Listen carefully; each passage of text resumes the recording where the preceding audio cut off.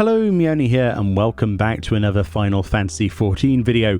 This time we're continuing our look at the glorious patch 5.21, which added a bunch of new rewards and features, mostly tied to the Ishgard restoration.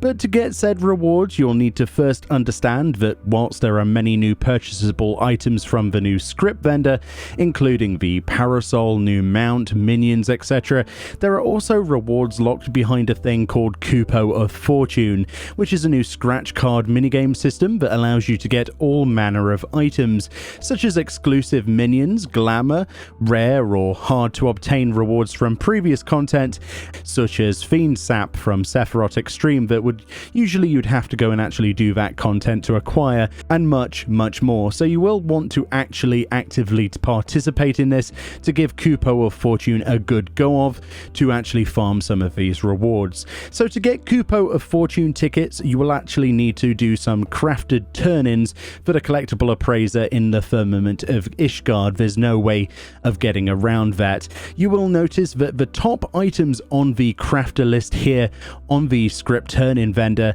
will be rewarding Kupo of Fortune stamps. That's the little red logo next to each of these. If you make these items, you get a stamp towards getting a Kupo of Fortune ticket.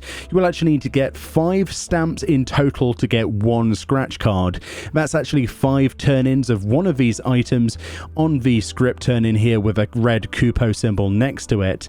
So these items then, you can actually figure out how to craft them if you right click on them in this list and show the crafting method. This, if you can make it, will open your crafting list and will show you what items are needed for its completion. Then it's a simple case of hunting down the materials you need from a nearby mission coordinator to go into Diadem on a gathering class that includes botany, miner or fisher, collecting the materials that we need that were specified, but honestly I just went and gathered everything I could physically lay my hands on. There's far too many recipes for me to keep track of, so I pretty much just gathered everything with my botanist earlier. And then once you're happy, and obviously I waited the full 180 minutes in here and collected what I could, but obviously when you're satisfied with what you want, you can leave this or just wait for the timer to run out, and then you're back at the restoration where you queued. The vendor next to you will actually let you appraise what you just brought back, and it converts stacks of items into approved versions, which are market tradable in fact, as well as usable to create the new recipes for your collectible turn-ins. They're not actually craftable until you've turned them into this vendor and got them approved. You also get some scripts for coming back from those missions for actually appraising them as well, so obviously that's what you need to do. You simply need to craft what you need to be able to turn in that item. Interestingly enough, this isn't capped to just level 80s. In fact, you can actually go on a much lower level crafter and do some of these lesser and in fact easier recipes with the Diadem materials to make items that turn in that might get you less Sky Builder scripts, but some of these actually give Kupo of Fortune stamps. So even though you're cutting back on the scripts, you're still going to get a stamp regardless, which is actually what we're after for the Kupo of Fortune.